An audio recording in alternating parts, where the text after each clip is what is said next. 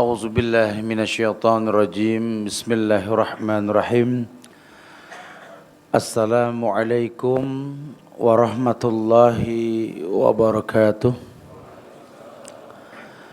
الحمد لله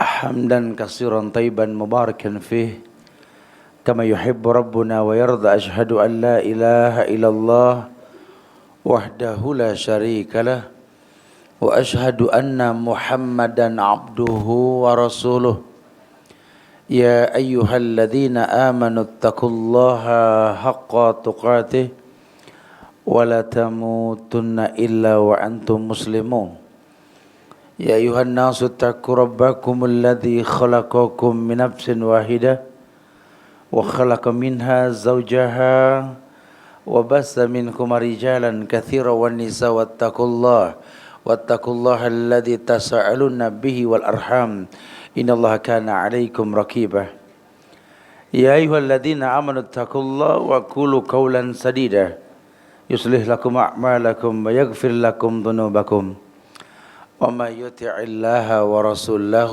فقد فاز فوزا عظيما أما بعد فإن أحسن الكلام كلام الله وخير الهدى هدى محمد صلى الله عليه وسلم وشر الأمور محدثاتها وكل محدثة بدعة وكل بدعة ضلالة وكل ضلالة في النار Ma'asyiral muslimin wal muslimat, sidang majelis yang semoga Allah muliakan dunia dan akhirat. Alhamdulillah, izin Allah kita bisa berkumpul di rumah Allah yang mulia ini, yang mudah-mudahan Allah jadikan selalu tempat ini betul-betul tempat penyubur iman, diberikan ketenangan batin buat yang mau menghadirinya, diliputi rahmat dan dijaga oleh para malaikat insyaallah.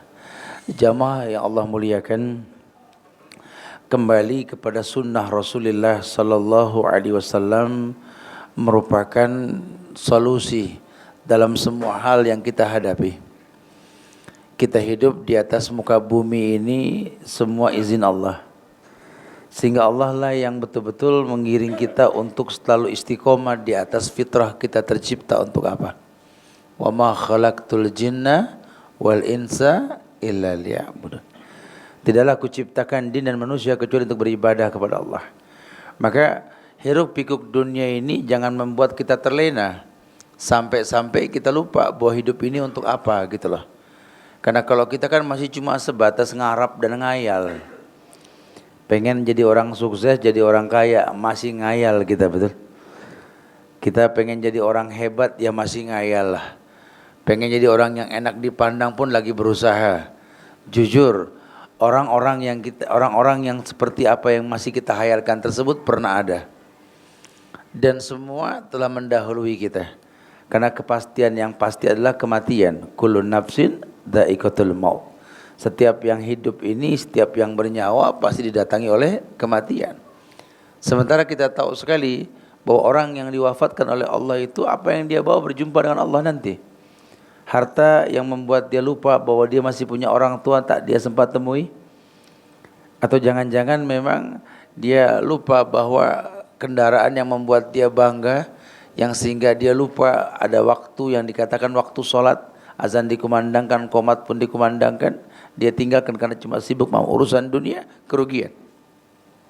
Sehingga sering sekali Allah uji dia dengan ujian yang tidak ada selesai-selesainya. Amruhu furutolah kalau bahasa Quran. Masalah dia enggak ada selesainya. Sebenarnya ini permasalahan ada dalam Musnad Imam Ahmad.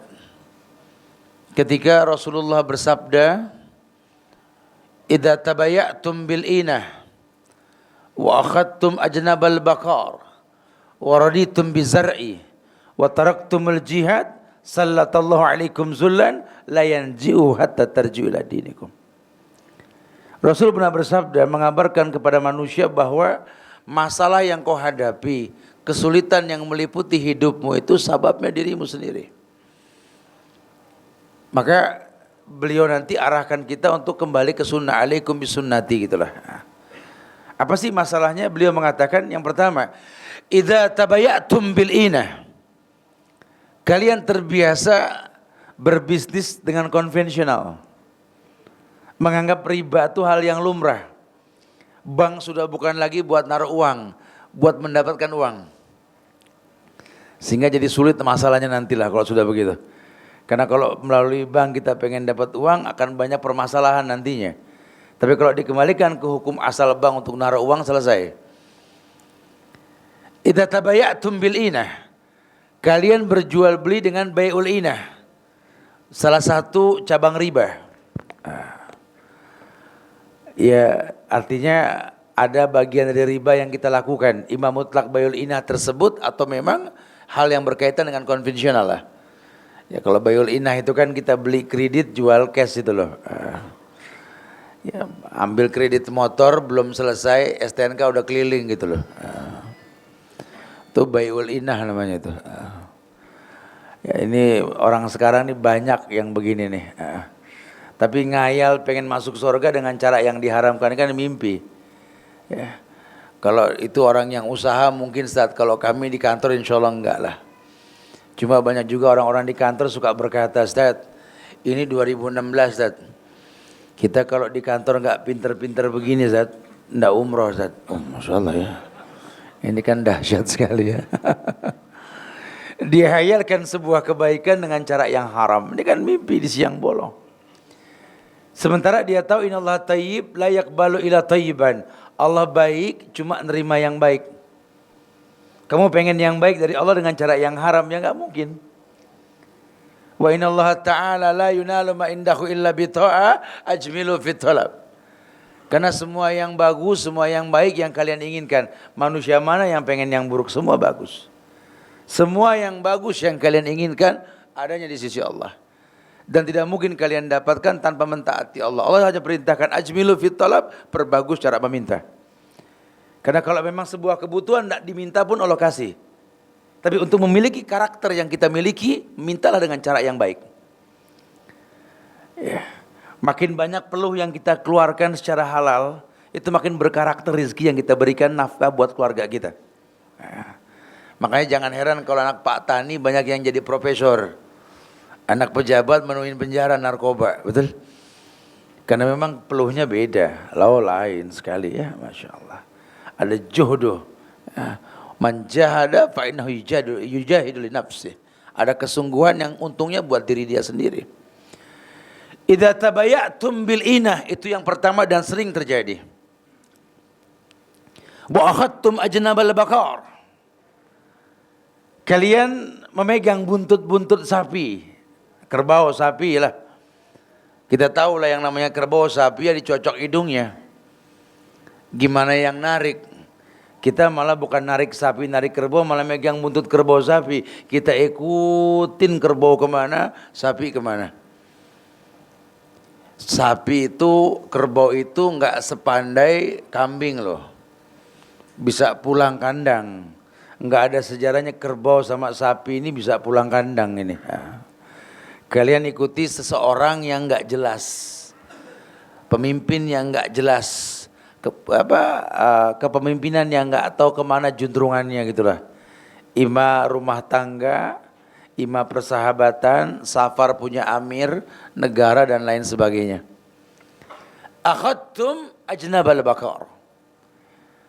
Kalian enggak memiliki ilmu, hidup ini taklid, ikut-ikutan saja. Pokoknya saya mah gimana yang banyak aja lah Ustaz. Karena saya yakin sekali kalau udah banyak berarti kan bagus, gitu ya. Ya ini pendapat, sometimes memang begitu. Kalau yang sedikit kan belum tentu, kata yang sedikit enak aja. Rasul bilang sedikit itu guroba ya akhi, asing. Kadang-kadang yang asing ini mulia, ya. Kadang-kadang juga orang-orang yang mengkhianati negeri ini juga sedikit, betul? Teroris sedikit jumlahnya, betul? Apa dibilang guroba juga kan enggak, beda ya. Jadi hati-hati meletakkan kalimat guroba ini pada tempatnya. Ya. Sudah, akhadtum ajnabal bakar. Kesalahan yang kedua, kalian mengikuti sesuatu yang kalian tidak tahu. Seperti megang buntut sapi, megang buntut kerbau. Jadi nggak tahu mau kemana nih. Pokoknya hidup ini ya cuma numpang lewat lah. Siang pokoknya melek, malam tidur gitu aja dah. Nggak ada karya cipta. Padahal yang namanya makhluk hidup ini ya harus memiliki bekas dalam hidup kan. Kalau memang harus loreng, inilah macan gitu ya. Kalau memang harus gading yang tajam, inilah gajah. Tapi kita manusia, amal kebaikan yang bakal kita tinggalkan, itu yang penting. Akhadtum ajnabal bakar waraditum bizar'i. Yang ketiga, kalian redha dengan aktivitas duniawi kalian. Di sini dicontohkan seperti orang yang bercocok tanam. Yang penting sudah nanam, nunggu panen. Jadi nggak ada aktivitas lagi kecuali nunggu panen gitu loh. Ridho dengan aktivitas. Enjoy dengan perekonomian. Udah nggak tertarik lagi ngomong agama. Pokoknya yang penting modal untung jual. Nggak ada orientasi hidup untuk jihad tuh nggak ada. Padahal justru jihad yang paling utama dengan harta. Al jihadu fi sabilillah bi amwalikum wa bi anfusikum. Jihad yang paling utama dengan hartamu dan jiwamu. Jadi taklukkan dunia untuk menggapai akhirat. Ini banyak orang menaklukkan dunia untuk menikmati dunia. Ini yang salah. Padahal kalau bicara orang kaya yang kita masih ngayal kaya, ya. Pernah ada orang kaya di atas muka bumi ini kan? Baik yang negatif maupun yang positif. Yang negatif siapa? Korun. Kita mah nggak ada seujung kukunya Korun. Korun ini kaya sekali dan cerdas sekali. Sampai dia berani berkata, "Wa ma utitu min ilmin indigo." Ini yang saya miliki kata Korun ini. Ini karena keringat yang ku keluarkan. Kecerdasanku lah yang membuat seperti ini. Tuh sampai bilang begitu Korun. Kaya kunci gudang hartanya saja itu 80 laki-laki dewasa ndak terangkat tuh ngangkat kuncinya itu. Baru bicara kunci. Kalau kita mah toko udah kuncinya ada tuh. Ya. Jadi berapa ribu toko wallahu alam bisawab lawang kuncinya nggak keangkat gitu ya. Berarti betul-betul ini orang hebat Korun ya. Ini Korun kaya mati zaman Musa sebelum Masehi. Hartanya sampai ke seluruh dunia. Bahkan sampai pojokan negeri kita pun ada. Harta Korun. Kaya si Korun lah. Tapi kan Korun mati. Anda mau bicara yang soleh, yang positif. Sulaiman tuh kaya sekali loh. Ayahnya raja, anaknya orang kaya Sulaiman tuh. Saking kayanya Sulaiman dia bisa betul-betul menciptakan istana Balqis lebih cepat dari kedipan mata. Orang kaya bangun istana lebih cepat dari kedipan mata, kebayang nggak? Karena memang simbol kekayaan. Jadi nggak dipusingin sama material, gitu ya. Orang kaya, ya kadang-kadang mau ngebangun aja material nawarin. Kalau kita bangun belum udah ditagih, betul ya. Levelnya beda lah ya. Ini Sulaiman kaya, ini Sulaiman. Oh, udah antum kalau buka siar Alam An-Nubal Imam Az-Zahabi tentang Sulaiman, aduh, masya Allah, geleng pala kita. Udah kita mah nggak malu, sombong tuh malu lah kita lah. Itu istananya Sulaiman, masya Allah. Dalam istana ada taman yang begitu indah. Kalau pintu taman dibuka, innalillah. Itu kerikil batu pasir yang diinjak oleh orang yang di dalam kebun tersebut, masya Allah. Intan berlian permata, ya, jamrud, mirah delima, bacan, black oval, Banten Australia, red Borneo atau apalah ya. Yang kita pakai satu sombongnya satu blok F gitu ya. Amma Sulaiman diinjak-injak, masya Allah ya, kayak Datu Sulaiman ya. Tapi kan Sulaiman mati, kalau bukan karena rayap yang makan tongkat Sulaiman, nggak ada yang tahu Sulaiman mati. Orang kaya juga mati. Apa yang Sulaiman bawa, lihat. Itu kalau Sulaiman Nabi, Sulaiman Al-Qanun. Antum pernah dengar nama Sulaiman Al-Qanun? Ini Turki Utsmani ini. Yang punya panglima namanya Muhammad Al-Fatih. Yang bisa buka Konstantinopel itu. Masya Allah. Yang dalam hikayat dikatakan dia orang kaya juga. Ya, dia punya ruang kerja terbuat dari batu giok, masya Allah. Antum satu diikat buat bandulan, betul ya?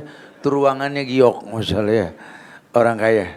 Sampai dia minta sama anaknya, kalau nanti kau angkat bangkaiku, mayitku, biarlah tanganku keluar dari keranda, supaya orang tahu batu permata yang kupakai mahal tersebut tak ku bawa mati. Biar orang tahu. Apa tidak cukup buat kita ini contoh? Masya Allah. Bahwa setiap manusia pasti didatangi oleh kematian, lihat. Tapi kenyataannya kehidupan ini membuat kita redha dengan perekonomian sampai kita lupa Allah ciptakan kalian bukan buat tamattu, bukan buat cuma menikmati hidup. Kalau bicara menikmati hidup silakan, itu syukur. Enggak jadi dikatakan sombong, baju Anda bagus, sendal bagus, sepatu bagus, kendaraan bagus, enggak sombong. Karena sombong di mata agama itu batrul haq wa ghumtun nas. Yang dibilang sombong itu tahu hukum tidak dipakai atau diremehkan manusia, itu sombong. Tapi kalau orang kaya beli mobil mewah, ya wajar lah. Lawang dia punya uang.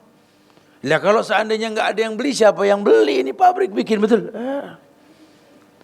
Orang kaya anak nangis, minta daging, datang ke supermarket mahal, nggak pakai nanya, daging yang terbaik ada. Begitu bahasanya.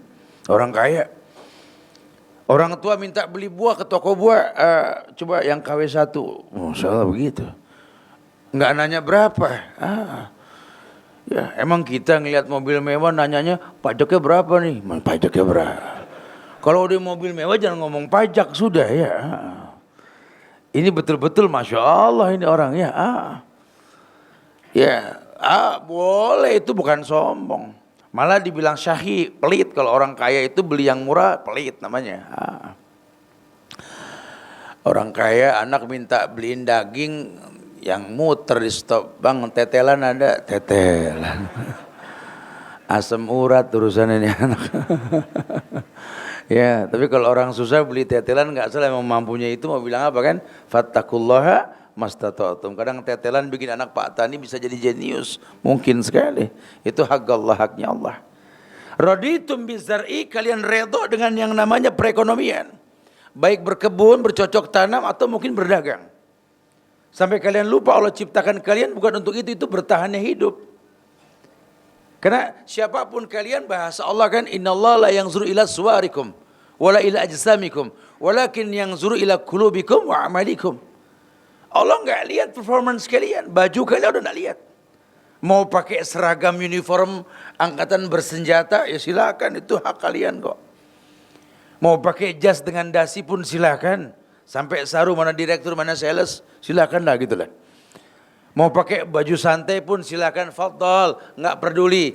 Yang penting ketika azan berkumandang dan qomat dikumandangkan, idza uqimatis shalah fala sholata ilal maktubah, itu yang Allah pengen.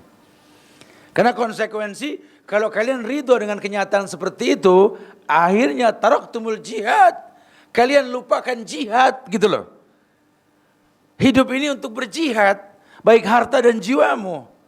Bayangkan kalau manusia sudah enggak ngayal jihad, ini kan setan bisu. Enggak pernah menghayalkan bagaimana menaklukkan dunia, menyampaikan agama kepada masyarakat. Udah enggak kepikir karena sibuk dengan dunia. Ini bodoh sekali. Tidak cukupkah contoh-contoh tadi? Orang kaya pun mati. Masya Allah. Apapun yang kita niatkan karena Allah. Nah, dikatakan oleh Rasulullah, Sallatu alaikum zullan layan ziwata tarjula dinikum. Baru kalian akan merasakan kesulitan. Ternyata kesulitan yang kalian rasa ulah diri kalian sendiri gitu loh. Tapi Nabi kasih solusi. Layan ziwata tarjula dinikum. Kalian tidak akan pernah bisa kembali normal sebelum kembali kepada agama kalian gitu loh. Nah kalau bicara agama kalian, agama yang mana? Karena bahasa Quran cuma semodel. Inna dina indallahil Islam. Quran cuma bilang agama yang kami akui kata Allah ya Islam, tanpa embel-embel. Ya, jadi jangan pakai embel-embel. Jangan bilang Islam tuh NU, Islam tuh Muhammadiyah, Islam tuh Persis, Islam tuh Al-Irsyad, Islam tuh ini tuh Islam. Itu organisasi. Bicara antum mau berorganisasi urusan antum itu, Mak. Ini negeri organisasi silakan. Tapi tolong jangan organisasikan Islam. Karena nanti kita akan beragama dengan apa yang Allah perintahkan, Nabi contohkan, itu ilmu. Wa ma atakumur rasul fakhudhuhu wa ma nahakum anhu fantahu. Apapun yang Nabi perintahkan ambil. Apapun yang dilarang jauhkanlah. Karena beliau sudah kabarkan, may ya'ish minkum ba'di fasayara ikhtilafan katsiran. Alaikum bisunnati wa sunnatil khulafa'ir rasyid al-mahdiyyin addu alaikum bin nawajis. Yakum wa muhdatsatil umur fa inna kulla bid'atin dhalalah. Rasul pernah bersabda, "May ya'ish minkum ba'di," yang hidup setelahku nanti kata Rasulullah akan melihat perbedaan yang banyak. Sadaqah Rasul sallallahu alaihi wasallam. Betul beliau. Karena beliau shadiqul masduq, orang yang Allah betulkan dalam ucapan. Terjadi. Kita tinggal di negeri yang orang beragama Islamnya beragam, betul? Indonesia. Kita mau lihat Islam model apa ada di negeri kita, betul? Kita mau lihat orang ngaku Islam nggak demen sholat, tenabang banyak. Tiap blok ada wakilnya lah ya. Masya Allah. Kita mau ngelihat orang ngaku Islam bernabikan bukan Muhammad, Indonesia. Entar ada nabi baru, betul? Yang terakhir nabi jago main badminton tuh Musodek itu ya. Sebelumnya perempuan tuh ngaku nabi, akhirnya ngaku Jibril tuh siapa sih Lia Edan tuh. Cuma Indonesia nih Jibril haid di Indonesia doang tuh ya. Di negeri lain nggak ada ini. Kita mau lihat orang ngaku Islam menghalalkan bom bunuh diri, ada aja di negeri kita. Kita mau lihat orang mengaku Islam menghalalkan demonstrasi mencaci maki dari pinggir jalan. Walaupun riwayat Bukhari dikatakan syibabul muslim fusuk wa qitalhu kufrun, jelas. Mencaci maki orang Islam dari pinggir jalan fasik, membunuhnya kafir. Nabi loh yang ngomong, tetap nggak ngaruh. Hujatan, cacian, makian di atas namakan jihad. Subhanallah. Padahal kita nggak punya pemimpin selevel Fir'aun. Pemimpin selevel Fir'aun saja, nabinya nggak pinter ngomong, pinter mukul. Namanya siapa? Musa. Tetap Allah katakan, idhaba ila Fir'aun innahu togo. Pergi kalian berdua ke Fir'aun, Musa, Harun. Innahu togo, dia melampaui batas. Fakula lahu qawlan layyinan. Katakan kepada dia perkataan yang lembut. Coba. Enggak paham Islam model apa yang dipaksa untuk radikal tuh enggak ngerti lah. Tapi ada, mau bilang apalah. Ini PR. Ya, makanya kita doakan teman-teman kita ini yang masih pemahaman seperti itu, semoga Allah kasih hidayah lah insyaallah ya. Ya supaya paham, jangan menimbulkan mudarat yang lebih besar. Yang mendatangkan hidayah tuh Allah bukan kita. Tugas kita cuma menyampaikan. Jangan kita bilang, untung saya ngomel makanya dia paham. Siapa kita? Untung saya marah makanya dia diam, Ustaz. Siapa kita? Lawang Nabi saja Allah katakan innaka la tahdi man ahbabta walakin Allah yahdi may yasha. Hei Muhammad, kamu tidak bisa mendatangkan hidayah. Hidayah urusan Allah. Tugas kita untuk memahami bahwa datangnya hidayah itu dengan sabab. Walladzina jahadu fina lanahdiyanahum subulana. Nabi yang bilang, Allah firmankan, Nabi sampaikan, walladzina jahadu fina lanahdiyanahum subulana. Muhammad sampaikan, orang yang bersungguh-sungguh fina, kata Allah, katakan ya Muhammad, Allah berfirman, orang yang bersungguh-sungguh di jalan kami, lanahdiyanahum subulana, kan kami datangkan hidayah. Lihat, ada kabar dari Allah bahwa hidayah datang karena kesungguhan. Bisakah kita menjadi orang yang membuat orang bersungguh-sungguh dalam beragama? Itu yang paling penting. Mungkin kita nggak sempurna dalam beragama, cuma jadilah bagian sebuah kesempurnaan orang lain. Karena masa telah bergulir, masa kanak-kanak telah hilang dari diri kita. Ulama sering mengatakan bahwa khairuz zaman fi zamanil kitab. Sebaik-baik masa ketika masa belajar anak-anak dulu kita. Belajar di waktu kecil, bak mengukir di atas batu. Belajar sesudah dewasa, seperti mengukir di atas air, begitu. Ya emang kalau boleh jujur betul, Ustaz. Dulu zaman anak-anak, Ustaz, saya nggak sengaja lewat depan majelis taklim, ada hafalan ayat, itu saya pulang bisa hafal loh, Ustaz. Karena saya belum masuk majelis taklim tersebut. Pas udah dewasa pengen ngapal, innalillah, Ustaz. Aduh. Saya paksain juga bakal tambah hancur yang ada, Ustaz. Susahnya nangkep hafalan, ya Allah, Masya Allah. Saya paksain sampai saya fokus baca ayat, Ustaz, seharian. Alhamdulillah, Ustaz, 7 ayat saya bisa hafal. Besok hilang 9, tekor 2, Ustaz, gitu loh. Jadi hafalan yang baru menggeser yang lama gitu ya. Jadi bukan saya tidak mau menghafal, Ustaz, takut yang ada hilang, Ustaz, gitu ya. Makanya saya pertahankan hafalan yang ada ya seputar inna atoina, kul huwallah, wal asri gitu ya. Ayat-ayat yang pendek syarat makna lah Ustaz. Oh Masya Allah. Ini kan ngeles kalau udah begini ya. Terjadi bukan tidak, dia lupa. Ada butuh pembiasan. Makanya dalam Islam ini khairun nas anfa'uhum linnas. Ukuran Nabi bicara sama sahabat, khairun nas anfa'uhum linnas. Di tengah-tengah para sahabat yang tak diragukan imannya, beliau mengatakan khairun nas anfa'uhum linnas. Sebaik-baik manusia wahai sahabat-sahabatku kata Rasul yang paling bermanfaat buat manusia lainnya. Nabi enggak tekankan mengenai hafalannya, tidak. Mengenai sedekahnya, tidak. Tapi manfaat dirinya untuk orang lain, itu yang ditekankan. Bagaimana hidupmu bermanfaat buat orang lain. Makanya kita enggak pernah bisa membalas budi orang tua kita. Kenapa? Karena manfaat yang pernah diberikan oleh orang tua kita enggak bisa terbalas.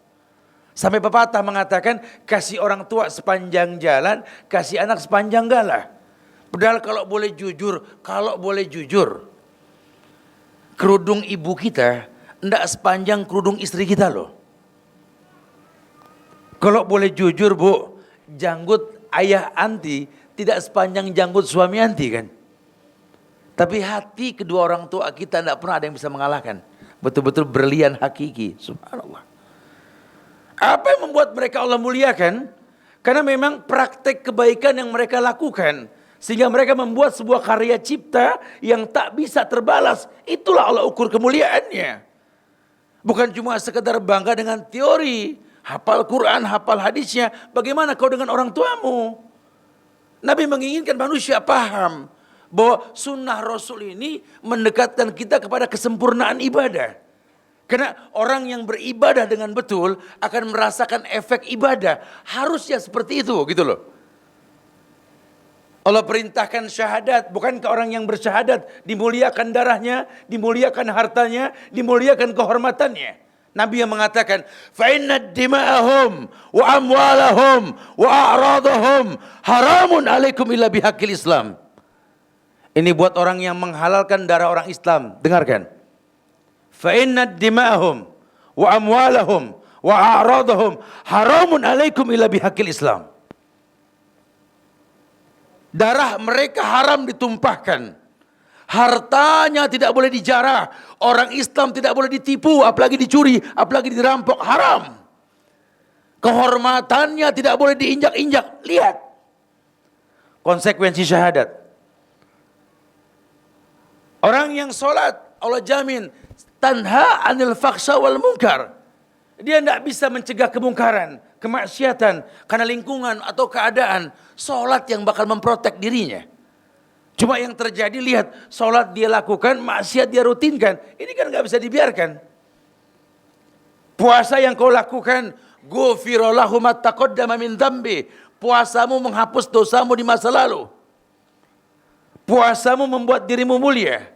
Tapi lihat kenyataannya, puasa gak memuliakan dirimu. Umrah haji yang kau lakukan, sedekah yang kau lakukan, mana bekasnya? Harusnya sedekah yang kau lakukan, zakat yang kau keluarkan, ini tudiul bala menolak bala. Tapi bala kau rasakan. Padahal jaminan Allah, ma'anfaqtum min syai'in fawa yukhlifu. Apapun yang kalian infakkan, kalian sedekahkan, Allah yang bakal ganti. Cuma enggak terganti. Umrah haji yang kau lakukan, laisa lahul jaza ilal jannah. Tidak ada balasan kecuali surga. Harusnya pulang haji, harusnya pulang umrah itu bukan mati masuk surga, bukan. Punya karakter penghuni surga. Menjadi orang yang qoribin, hayyin, sahlin. Jadi gampang bergaul, fleksibel, mudah untuk masuk ke semua kalangan. Harusnya seperti itu. Cuma tidak memiliki bekas. Ini kan nggak bisa dibiarkan. Karena dikatakan oleh ulama, lantar jalayamul lati madat. Waktu yang kau berada di atas ini, makin hari makin kurang, bukan makin tambah. Bagaimana kau anggap usiamu bertambah, usiamu berkurang? Aneh saja. Kalau kau rayakan ulang tahunmu dengan ucapan-ucapan syair yang aneh. Panjang umurnya, panjang dari mana? Ini lubang kubur, Senin, Selasa, Rebu, apa nyemplung betul? Dari mana panjang? Tidak ada orang umur panjang, umur makin pendek. Oh, kalau gitu besok kalau diundang saya nggak bilang panjang umur, pendek umurnya, nggak diundang urusannya kalau begitu ya, nggak makan ente ntar. Ya, orang suka ngayal kayak begitu, padahal ini hayalan semu, dia lupa. Waktu nggak berulang, hari nggak berulang, makin hari makin sedikit kesempatan berbuat baik. Buat orang yang berilmu dia nggak biarkan, karena semua ritual ibadah yang diperintahkan atas nama orang beriman. Makanya secara umum di Al-Hadid ayat 28 Allah pernah berfirman, ya ayyuhalladzina amanu taqullaha wa aminu bi rasulih yu'tikum kiflain min rahmatih wa yaj'alakum nuran tamshuna bihi wa yaghfir lakum. Hai orang yang beriman, kata Allah, ittaqullah, bertakwalah kepada Allah, wa aminu bi rasulih. Kalau kamu sudah beriman dan bertakwa, tolong beriman dengan yang Rasul bawa. Lihat sunnah Rasul. Ini menandakan ada orang beriman dan bertakwa tapi nggak nyunah banyak. Cuma kalau kalian mengikuti apa yang Rasul bawa, kata Allah, wa aminu bi rasulih yu'tikum kiflain min rahmatih. Allah akan berikan 2 dari rahmatnya. Yang pertama, wa yaj'alakum nuran tamshuna bihi. Allah akan berikan cahaya dalam kehidupannya, terang. Susah memang keadaannya, cuma nggak ada masalah dalam kesusahannya. Ya, karena memang hidup ini bukan masalah susah atau senang, bukan masalah sukses atau gagal, kaya atau miskin, bukan. Tapi bisakah menjadi hamba yang bersabar atau hamba yang bersyukur? Itu yang paling penting. Ya, jadi jangan terkecoh kita. Kita pengen jadi orang yang bersyukur, takdirnya sabar, mau bilang apa? Tapi demi Allah, buat orang yang beriman, sabar itu memposisikan dia dekat sama Allah. Karena Allah yang mengatakan, innallaha ma'as sabirin. Allah bersama orang yang sabar. Makin dia sabar, makin dia isti'anah. Wasta'inu bis-sabri was-shalah. Dia layak minta tolong dengan sabar dan sholatnya. Ini yang beliau mengatakan. Rasul pernah bersabda, hal tunsaruna wa turzakuna bidu'afaikum. Kalian lupa ya, kata Rasul, bukankah kalian mulia sekarang karena 2 orang miskin yang soleh di antara kalian? Tuh. Ya, kadang-kadang orang yang miskin sabar doanya mustajab. Ya, ada orang kaya datang ke kampungnya, nemuin gurunya yang tinggal di sebuah desa, rumahnya gubuk. Ini orang kota datang ke rumah si guru yang di rumah gubuk tersebut, turun dari mobil mewah, berjalan tertunduk, mencium tangan pak gurunya yang di rumah gubuk tersebut, sambil berkata, Pak Guru, doakanlah biar saya sukses. Masya Allah. Ini kita yang lihat garuk pala ini sebenarnya gimana ceritanya sih ya? Ini mobil mewah dia turun, datang ke rumah gubuk, minta doa biar sukses. Enggak kebalik ini, gitu lah. Ya doakanlah biar bisnis saya gol, jadi gampang rezekinya Pak Guru, gitu loh. Dia minta doa biar gampang rezeki sama orang yang rezekinya enggak sebanding sama dia, kan aneh. Tapi terjadi, bukan tidak. Kenapa? Karena yang dikatakan kaya dalam Islam tuh hati, bukan fisiklinya, gitu loh. Karena kalau bicara dunia memang tidak ada selesai, cuma kalau bicara iman indah agama. Masya Allah. Beliau tawarkan solusi. Kesulitan bakal kalian rasa, khilaf akan terjadi. Tapi kalau kembali ke sunnahku ini indah. Dan ini pun fitnah ini akan terjadi dan sudah terjadi. Sehingga buat orang yang bisa menyimpulkan, lihat cara dakwah Rasulullah SAW. Nabi kabarkan sebuah keburukan, Nabi larang sebuah keburukan. Cuma beliau tawarkan solusi. Bukan cuma mengharamkan, menghalalkan tanpa solusi, bukan. Beliau cuma katakan orang yang hidup setelahku nanti akan melihat perbedaan yang banyak terjadi. Cuma beliau enggak katakan perbedaan itu nikmat, perbedaan itu adalah rahmat, tidak. Beliau katakan, alaikum bisunnati. Oleh karena itu, supaya kalian enggak terlalu berbeda, kembali ke sunnahku. Atau sunnah para sahabatku. Kenapa? Karena para sahabatku tidak maksum, tapi ijma'nya maksum. Mereka orang yang dikasih title sama Allah, radhiyallahu anhum wa radu anhu. Allah ridho sama mereka, mereka pun ridho sama Allah. Bahkan Allah berikan sebuah ayat indah buat para sahabat. Kuntum khaira ummatin ukhrijat linnas. Ukhrijat itu diterjemahkan azharo, ditampakkan beda di hadapan para manusia saat itu. Kuntum khaira ummatin, wahai sahabat, kalian sebaik-baik umat saat ini. Ukhrijat linnas, yang dikeluarkan, ditampakkan beda dari sekumpulan manusia. Lihat sahabat. Makanya kata sahabat-sahabat Abdullah bin Abbas, Muaz bin Jabal, Abdullah bin Umar saat itu, kami para pemuda zaman Rasul dulu itu, penampilan kami ini bisa membuat Yahudi, Nasrani masuk Islam. Baru ngelihat kami saja, belum berkata-kata loh. Kebayang ya, Masya Allah. Orang baru ngelihat cara jalannya sahabat, cara makannya sahabat, cara bisnisnya sahabat, Masya Allah. Orang kafir tuh bisa masuk Islam. Ya mereka hatinya legowo. Bergaul sama orang kafir, berbisnis sama orang kafir. Dan kita kan sekarang banyak yang gak berani berbisnis sama orang kafir.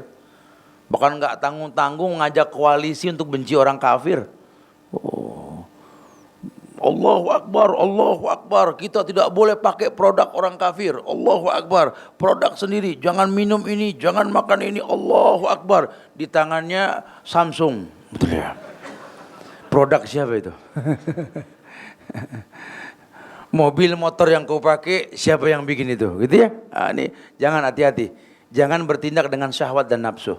Karena Nabi sudah kabarkan. Nabi puji itu tajamnya pedang Parsi. Indahnya tajamnya pedang Maroko, indahnya pedang Parsi, Nabi kabarkan. Padahal kita tahu saat itu mereka bukan Islam. Nah, bagaimana mendakwahkan mereka yang Nabi tawarkan? Visualisasi. Lihat cara bisnis Islamnya Rasul, lihat. Beda kami dengan orang kafir, kata Rasul. Kalau Rasul numpuk barang, kurma, makanan, itu yang di atas yang kurang bagus, yang di dalam yang bagus.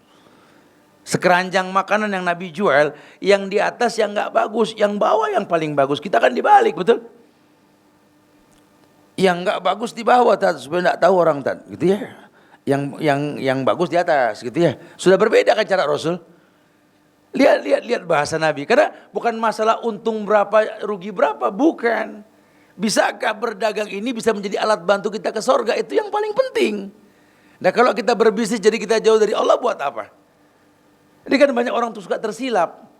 Sampai kadang-kadang gara-gara bisnis dia lupa ada kewajiban yang paling utama, sholat. Sehingga tidak sempat dia sholat. Alaikum bisunnati wa sunnatil khulafai rasyid al-mahdiin. Kembali ke sunnahku atau sunnah para sahabatku. Nah, apa sunnah para sahabat? Ternyata Umar bin Khattab juga pernah merasakan kasus ini. Apa masalah Umar bin Khattab? Yakni dia pernah terlambat sholat. Kenapa? Karena dia punya kebun yang besar sekali dan pegawai yang banyak. Sempat masbuk dia dapat sholat asar itu. Selesai sholat asar, Umar berdiri di hadapan kaumnya. Dia mengatakan, aku Umar bin Khattab telah melakukan kesalahan. Kebunku yang besar memfitnah diriku, sehingga aku tinggalkan sholat berjamaah karena itu. Kesibukan dengan pegawai. Tapi saksikan wahai bangsa, wahai umat, kata Umar sebagai khalifah. Aku Umar bin Khattab, mulai sekarang kuwakafkan kebunku tersebut. Tuh Umar. Buat kita sih don't try it at home lah. Ya. Jangan langsung dicoba ya, karena kita bukan Umar lah. Ini orang terlambat ke masjid, sholat zuhur, ditegur kenapa antum terlambat? Yang belanja banyak. Oh, Masya Allah. Pegawai 2 sakit lagi, ya Allah. Dunia betul-betul deh. Tapi mulai sekarang itu toko sewa kafin. Masya Allah. Ulekan keluar dari dalam rumah, goprak. Istri komplain. Kita enggak selevel Umar ya. Tapi itu kenyataannya. Maksudnya contoh buat kita semua. Demi Allah. Dalam Islam ini kalau dunia membuat kecoh ibadah kita sama Allah, dia tinggalkan dunia. Karena dunia kata Rasul seperti pohon numpang adem. Ya seorang pengembala yang numpang adem di bawah pohon, dunia itu pohon. Bukan tujuan, tujuannya rumah, cuma numpang lewat. Ini yang namanya al-ajiz. Ini yang namanya al-kais, orang yang cerdas. Bukan orang yang bodoh, gak terkecoh dia. Maka kita gak pengen seperti itu. Nah kembali ke sunnah Rasulullah SAW itu solusi. Kenapa? Karena Nabi telah mengajarkan semua hal. Tugas kita mencari. Jangankan cara bisnis, jangankan cara bernegara, jangankan cara patuh dengan pemimpin. Demi Allah maaf, cara buang hajat pun Islam ajarkan. Ma'akmalah hadaddin, betapa sempurnanya agama ini.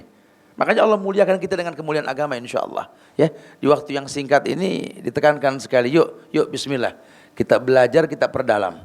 Hujatan, cacian, makian buat negeri ini gak menimbulkan kemuliaan.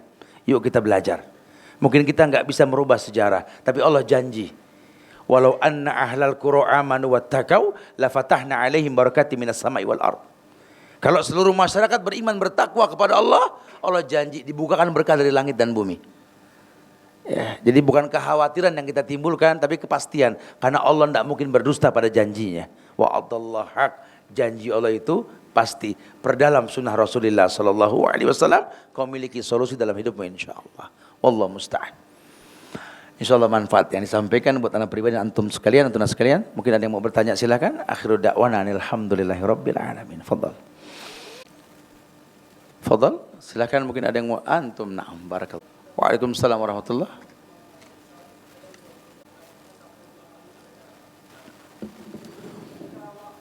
Hukum itu rahmatan lil alamin. Ya. Hukum ini rahmat untuk alam. Memang turunnya di Arab, bukan berarti lantas mutlak hukum ini hanya untuk Arab, kecuali sifatnya makom. Seperti wukuf ya harus di Arab ya, Ka'bah. Tapi kalau bicara masjid secara umum, Rasul mengatakan sebaik-baik sholat perempuan itu adalah di rumah. Lain sama laki-laki adalah di masjid. Ya, jadi itu berlaku di semua negeri sebenarnya, nggak di Arab saja. Tak ada masalah juga. Memang Nabi memperbolehkan. Cuma memang ada intibah. Laki-laki lebih utama di masjid, sampai dikatakan bahwa perempuan mana saja yang mandi kemudian berdandan menggunakan minyak wangi dan dia ke masjid, kata Nabi tidak diterima sholatnya sampai dia mandi junub. Karena khawatirnya fitnah wanginya. Itu bukan berarti perempuan tuh nggak boleh wangi. Ya, ini bicara keluar, karena ya Allah, al-mar'atu aurah ya akhi. Perempuan tuh aurat, perlu dijaga dan dilindungi. Jangan gara-gara perempuan timbul fitnah gitu ya. Kalau dia mau ibadah nggak ada masalah, Nabi memperbolehkan. Ya, tetapi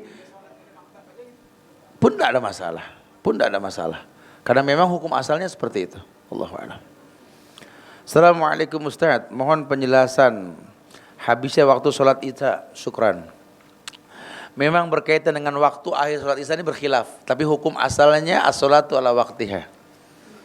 As-sholawatul khams ila sholawatil khams.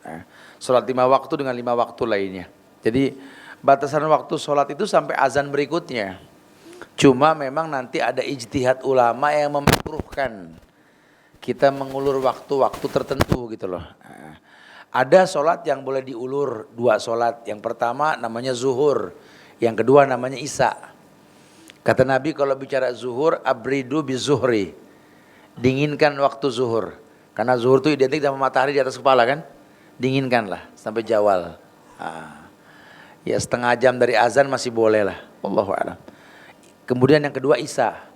Kalau makan sudah dihidangkan, suruh makan dulu baru sholat, gitu bahasanya. Jadi tapi bukan berarti dibuat-buat sehingga sengaja tiap azan isya makan. Ya nggak bisa begitu ya. Jangan digampangkan. Ini dispensasi itu bukan untuk dirutinkan, ya. Tapi kemudahan yang memang bakal kita dapat. Tapi dari semua sholat yang harus dijaga, kata Rasulullah, sholat asar. Dan terjadi dulu, belum terjadi zaman Rasul. Sekarang sudah terjadi kan? Di mana kita ini kerja susah bicara on time sholat asar. Padahal subhanallah, man taraka sholatal asar, kata Rasul, habita ma sana'u.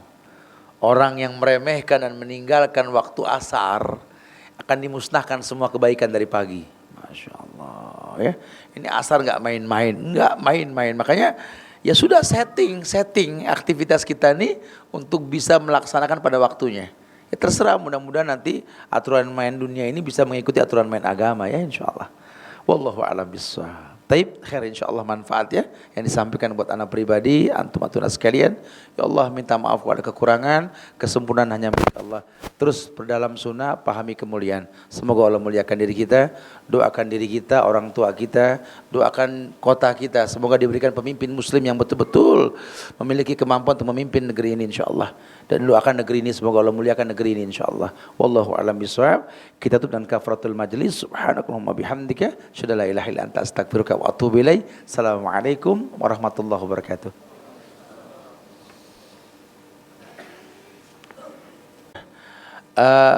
Yang membolak-balikan hati manusia ini Allah.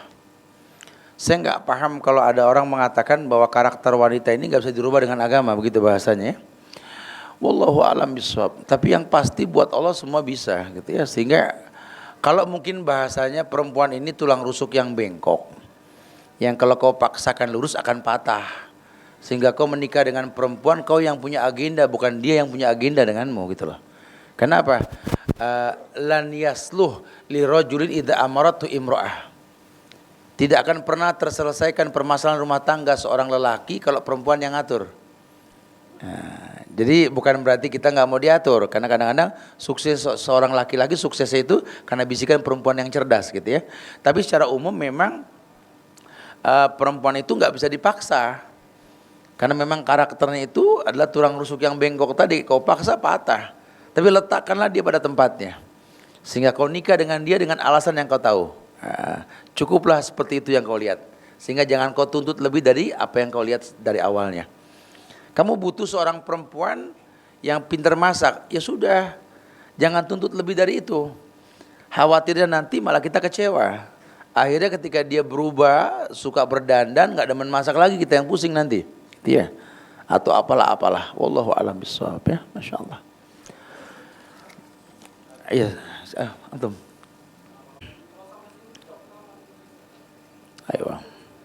Ayo. Barakallahu fiik, memang muskilah. Ini muskilah. Indahnya Islam ini ketika Allah mengatakan as-salatu ala waqtiha. Salat pada waktunya. Sehingga rentan waktu itu menjadi sebuah dispensasi waktu untuk kita salat. Hukum awalnya itu idza uqimatis shalah fala sholata ilal maktubah.